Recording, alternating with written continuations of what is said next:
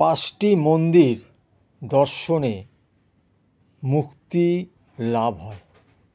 পাঁচটি মন্দির দর্শনে মুক্তি লাভ হয়। তবে কোন কোন পাঁচটি মন্দির যে দর্শন করলে মুক্তি লাভ হয়, সেই পাঁচটি মন্দির কোন কোন মন্দির সেটাকে আমি আপনাদের কাছে তুলে ধরব।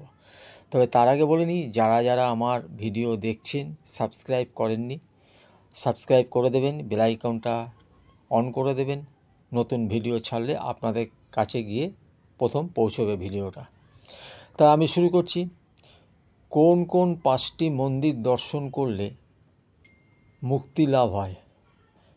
তা প্রথম হচ্ছে কেদারনাথ মন্দির। কেদারনাথ মন্দির দর্শনে মুক্তি লাভ হয়। তাই কেদারনাথ মন্দির যারা যারা দর্শন করেছেন অবশ্যই তাদের মুক্তি লাভ হবে। বাবার কাছে গিয়ে যারা পুজো পাঠ দিয়েছেন কেদারনাথ মন্দিরে, তাদের অবশ্যই মুক্তি লাভ হবে। দ্বিতীয় হচ্ছে মহাকালেশ্বর মন্দির। মহাকালেশ্বর মন্দির, এই মন্দির দর্শনেই সকল ভয় থেকে মুক্তি লাভ হয়। এই মন্দির দর্শন করলেই সমস্ত রকমের ভয় থেকে মুক্তি লাভ হয়। এবার তৃতীয় হচ্ছে বৈদ্যনাথ ধাম।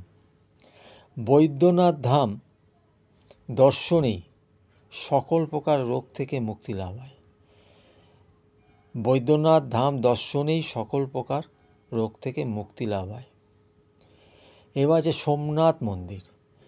সোমনাথ মন্দির দর্শন করলে, সোমনাথ মন্দিরে গিয়ে পুজো পাঠ দিলে সম্পদ ও শান্তি লাভ হয়।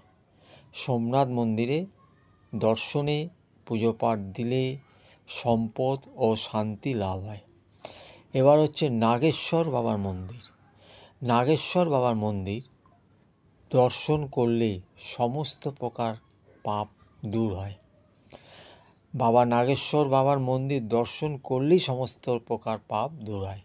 তো এই হলো মন্দিরের বিষয়, যে পাঁচটি মন্দির দর্শন করলে মুক্তি লাভ পাওয়া যায় এবং সমস্ত দিক দিয়েই মুক্তি লাভ পাওয়া যায় এবং সমস্ত কিছুর দিক দিয়ে দুর্ভোগ কেটে যায়।